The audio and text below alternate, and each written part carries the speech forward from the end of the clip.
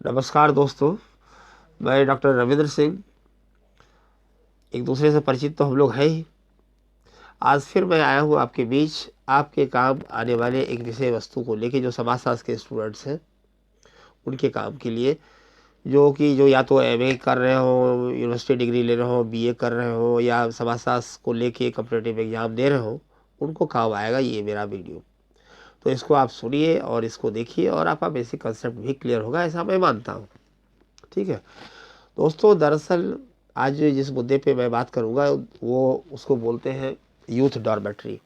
ठीक है, youth dormitory की बात, थोड़ी सी बात पहले कर ले, उसके बाद फिर इसके बारे में जाएगी। जैसे यूथ डॉर्मेट्री, इसी को हिंदी में बोलते हैं युवागृह।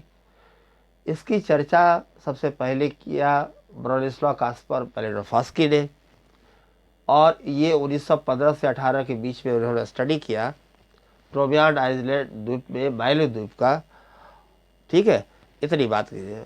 और वहाँ की भाषा में इस युवागृह को, पॉलिनेशियन भाषा में आमतौर पे इसको कहा जाता है बुकू बाटुला।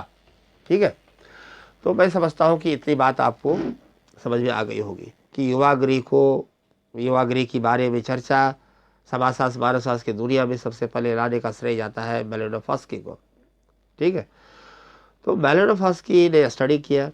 दरअसल दोस्तों ऐसा है कि युवागृह का नाम सुनने पे जो समाजशास्त्र से वाकिफ नहीं है या समाजशास्त्र की दुनिया से जिनका दूर दूर का रिश्ता नहीं है, उनके मन में युवागृह शब्द सुनने के बाद बड़ा एक रंगीन एक परसेप्शन आता है मन में। लेकिन अगर हम जनजातीय, ये चूंकि जनजातीय समाज से जुड़ा हुआ शब्दावली है, संगठन है जनजातीय समाज का, हम जनजातीय समाज के नज़र से ही इस संगठन को देखेंगे, तब इसके महत्व को आपको समझ में आएगी बात। ठीक है, तो मैलिनोव्स्की का को तो श्रेय जाता ही है युवागृह की चर्चा करने का श्रेय। और इन्होंने, दरअसल ये भी बड़ा ताज्जुब की बात है कि ये थे साइंस के स्टूडेंट्स, लेकिन फ्रेजर को पढ़ने के बाद, यानी फ्रेजर की जो द गोल्डन बाउ उनकी बड़ी फेमस बुक है, उसको जब इन्होंने पढ़ा और फिर ये मानवशास्त्र की तरफ झुके, और फिर ये मानवशास्त्र के ही होके रह गए। और फिर इन्होंने, इनका श्रेय जाता है मानव शास्त्र में प्रकारवाद को शुरू करने का श्रेय जाता है मैलिनोव्स्की को।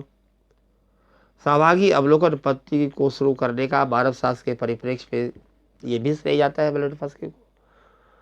और ये क्षेत्रीय भाषा के महत्व को भी उजागर किया मैलिनोव्स्की ने, इसके इम्पोर्टेंस को लोगों के सामने रखा कि क्या इसका महत्व होता है क्षेत्रीय भाषा की जानकारी किसी भी अध्ययनकर्ता के लिए।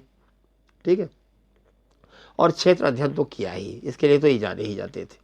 ठीक है, तो दरअसल आपको यहाँ दो तीन चीज़ आपको ध्यान रखनी चाहिए कि युवागृह की चर्चा सबसे पहले मैलिनोव्स्की ने किया, और ये ट्रोबियान आइलैंड का स्टडी करने के बाद माइलो द्वीप का स्टडी किया, और फिर उसको वहाँ के स्थानीय भाषा में बुकू बाटोला कहा जाता है।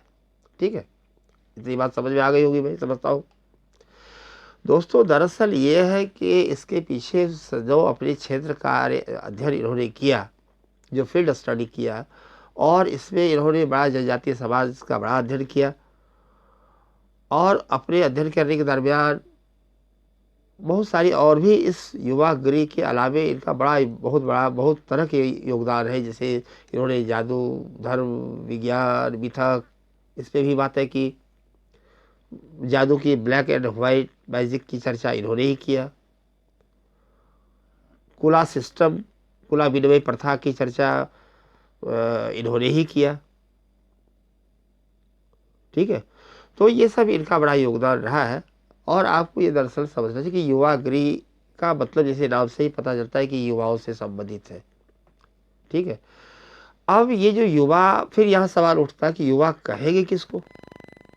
ये भी अलग अलग, ये समाज के लिहाज से अलग अलग परिप्रेक्ष्य पे, अलग अलग देशों में, अलग अलग समाज में अलग अलग मान्यताएं हैं इसके पीछे। दरअसल किसको हम युवा कहेंगे, किस आयु वर्ग के लोगों को युवा कहेंगे, ये विद्वानों के पीछे मतैकता नहीं है। ठीक है, फिर भी आमतौर पे ये मान लिया जाता है कि जो एक जीवन का एक कालखंड में, एक 16 से 21 वर्ष का जो कालखंड होता, क्योंकि उस बीच में बहुत सारे जैविक परिवर्तन होते, बहुत सारी बाल, ये एक संक्रमण काल कह सकते जीवन के कालखंड का, क्योंकि इस एज ग्रुप में जो रहते हैं बच्चे, ना तो वो कि बचपन रहता उनका, ना वो वयस्क हो पा रहते कहलाते। तो दरअसल ये बहुत सारे बायोलॉजिकल चेंजेज होते हैं उनके बॉडी में, बहुत सारी ग्रंथियों का विकास होता, बहुत सारे हार्मोन्स नए नए बनते, और इसका परिणाम ये होता कि बहुत सारे इस उम्र के बच्चों में बहुत सारी अच्छी बात भी बुरी बात भी आती है, बहुत सारी मैंने कह सकते हैं आप, बहुत ज़्यादा उत्तेजना, बहुत ज़्यादा चंचलता, इलेक्ट्रा कॉम्प्लेक्स, ऑडिपस कॉम्प्लेक्स का डेवलप होना, ये सब तमाम चीज़ें आती या विकास हो जाता। ये एक बायोलॉजिकल प्रोसेस है। तो दरअसल फिर भी 16 से 21 वर्ष के बीच के लोगों को मान लिया जाता है कि ये युवा के श्रेणी में माने जाते हैं, ठीक है। और ये जीवन का बड़ा संक्रमण काल होता है, क्योंकि इनके लिए स्ट्रीट कॉर्नर सोसाइटी की जो हम लोग बात करते हैं, स्ट्रीट कॉर्नर बॉय की जो बात करते हैं, अपराध की दुनिया की अगर हम बात करें तो जो डिफरेंशियल एसोसिएशन की बातें होती, सब तो इसी आयु वर्ग के लोगों के बीच में। तो ये कहने का मेरा मतलब इतना है कि ये ऐसा कालखंड होता है जीवन का जो बड़ा संक्रमणकालीन होता है, और संक्रमण के दौर से गुजरते हैं बच्चे। तो उसी परिप्रेक्ष्य में इसकी मैं चर्चा आई। दोस्तों यहाँ पे एक बात मैं आपको क्लियर करते चलूँ कि अभी थोड़ा देर पहले जो हमने इलेक्ट्रा कॉम्प्लेक्स और ऑडिपस कॉम्प्लेक्स की बातें आपसे की, तो ये कॉम्प्लेक्स की उत्पत्ति के स्तर की बात करें, स्टेज में जो एज ग्रुप में होता है वो तो दरअसल होता है एडोलसेंट स्टेज में, जिसको किशोरावस्था कहा जाता है। लेकिन चूंकि ये भी संक्रमणकालीन स्तर है जीवन के, और इसके बाद ही युवावस्था शुरू होता है। और जो यूथ डॉर्मेट्री की बात हम जिसमें करते हैं, उसमें से किशोर से लेके युवा सब की अनुमति रहती है प्रवेश की, युवक युवती सभी को। शर्त केवल है कि उसमें विवाहित की अनुमति नहीं प्राप्त होती, मतलब अविवाहित युवक युवती को उसमें युवा गृह नामक संगठन में प्रवेश की अनुमति होती है, ठीक है। रही बात युवा गृह एक ऐसा संगठन है जनजातीय समाज का, या था कह सकते हैं आप, क्योंकि आज के समय में अगर हम बात करें आज 21वीं सदी के परिप्रेक्ष्य में, तो आप ये कह सकते हैं कि इसका इम्पोर्टेंस कम हो गया, या कह सकते हैं ख़त्म भी हो गया। ये ग्लोबल विलेज का कंसेप्ट, ये वैज्ञानिक सोच, वैज्ञानिक मान्यताएं, एक साइंटिफिक जो एटीट्यूड डेवलप हुआ है लोगों के शिक्षा के कारण, ज्ञान की वृद्धि के कारण, औपचारिक संस्थाओं के की स्थापना कारण, औपचारिक शिक्षा व्यवस्था के कारण, ठीक है। तो इसका इम्पोर्टेंस आज के परिप्रेक्ष्य में हम कह सकते हैं कि कम हुआ है। लेकिन आप जनजातीय जो मूल जनजातीय जिनको आदिवासी कहा जाता है, उनके नज़रिए से अगर इसका इम्पोर्टेंस देखेंगे तो बड़ा इम्पोर्टेंस है इसका। दरअसल जनजातीय समाज में जो बुकु बाटुला कहा जाता है उपनिवेशियन भाषा में, जिसकी चर्चा मैंने फंस के ने किया, तो दरअसल ये होता कि ये एक अनौपचारिक संस्था है, एक संगठन होते जनजातीय समाज में, या हुआ करती थी आप कह सकते, जिसमें एक युवा को दरअसल ये जो जंगलों में रहते हैं जनजातीय, आमतौर पे तो ऐसे ही लोगों को कहा ही जाता था, जो एक प्रकृति पूजक होते थे, जंगलों में रहा करते थे। तो ऐसे लोगों के दो चीज़ों से मुख्य रूप से खतरा हुआ करता था जंगलों में रहने के कारण, एक तो जंगली जानवरों से, और दूसरे एक दूसरे समूह के सदस्य के दुश्मनी जो हुआ करती थी आपसी वर्चस्व की, उसके कारण।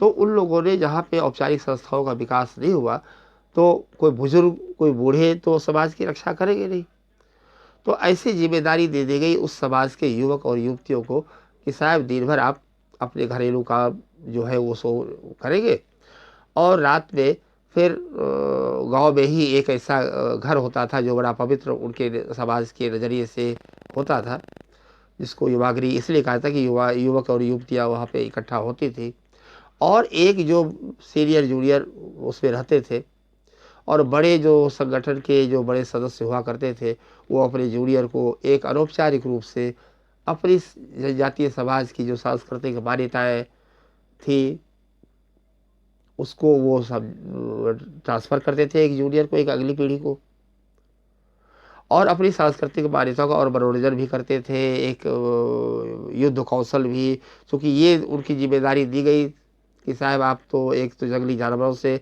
अपने समाज की रक्षा करेंगे, और जो जो दूसरे समूह की जो खतरा है अपने समाज, दूसरे समूह से जो खतरा है अपने समाज की, उसकी भी रक्षा करेंगे। और एक सामूहिक एक एक एक यूनिटी, एक इंटीमेसी डेवलप हो अपने परिवार के प्रति, अपने समाज के प्रति, अपनी सांस्कृतिक मान्यताओं के प्रति। और फिर वो एक सामूहिक रूप से अगर किसी के घर में कोई उपलक्ष्य होता था, चाहे कृषि कार्य हो या कोई घरेलू कार्य हो, उसमें सारे उस समाज के सारे युवक युवतियां मिलकर सहयोग किया करती थी। तो ऐसे ही जगह को युवागृह कहा जाता है, ऐसे ही संगठन को युवागृह कहा जाता था।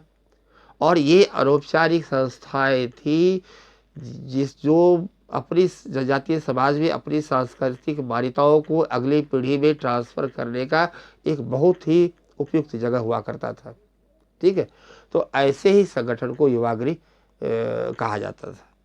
आज न केवल जहाँ की चर्चा मेलेनोफस्की ने किया, अपने यहाँ भी भारत के परिप्रेक्ष्य में अगर बात करें, ये पूरे जनजातीय समाज में पाए थे। हम अपने भारत में भी करीब करीब पूरे भारत में जनजातीय समाज के लोग फैले हैं, जनजातीय समूह के लोग फैले हैं, और सभी में मोर और लेस इस तरह के संगठन पाए जाते थे, या कह सकते हैं, क्योंकि अब तो औपचारिक संस्थाओं के विकास होने के कारण बहुत सारे शिक्षा ग्रहण कर ले, बहुत वैज्ञानिक सोच डेवलप हो गई, और लोगों के पास समय का रहा अभाव हो गया, ग्लोबल विलेज का कंसेप्ट डेवलप हो गया, वैश्वीकरण का परिप्रेक्ष्य हो गया, आधुनिकीकरण सब जगह पहुँच कि आधुनिकीकरण की बातें सब जगह होती है। फिर भी अपने यहाँ भी जैसे भी मान लीजिए, जैसे कि ये हमारे यहाँ भोटिया, सभी जनजातीय समाज में सभी में पाए जाते हैं, उसके नामकरण अलग अलग है। उद्देश्य केवल इतने ही कि अपनी सांस्कृतिक मान्यताओं को बचाए रखना, और नए उम्र के जो बच्चे हैं उनमें अपनी सांस्कृतिक मान्यताओं का एक ट्रांसफ़र करना, ताकि अपनी सांस्कृतिक मान्यताएं जिंदा रहे और अपने समाज के प्रति लोगों में एक प्रेम, अपनत्व, एक यूनिटी की भावना डेवलप हो। जैसे कह सकते हैं, उसके नामकरण आप अलग अलग कर सकते हैं। जैसे भोटिया, हमारे यहाँ भोटिया के यहाँ भी पाई जाती है युवागृह, उनका नाम जैसे नाम है, जैसे रंगबग उनको बोलते हैं। इसी तरह से आप गौड़ में जैसे गोतुल बोलते हैं, जैसे उसी तरह से संथाल में भी पाई जाती है, उसमें धागर भाषा बोला जाता है। उड़ीसा में जो जुआ जाति पाई जाती है उसे दरबार कहा जाता है। इस तरह से मुंडा हो, बिरहोर में भी आप गिटवारा कहा जाता है।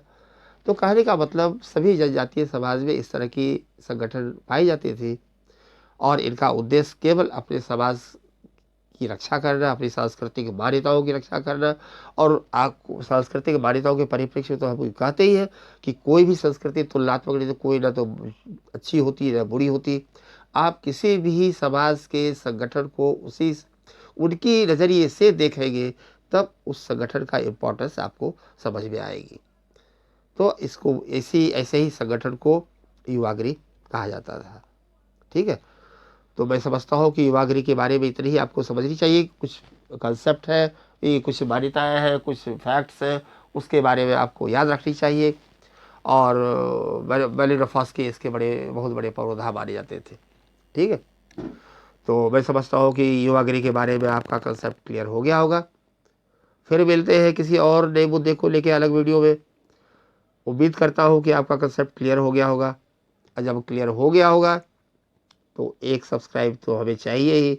और उम्मीद करता हूँ कि आप इस वीडियो को अपने दोस्तों के बीच में भी शेयर करेंगे। ठीक है, तो आज के लिए फ़िलहाल इतना ही, फिर मिलते हैं। Thank you.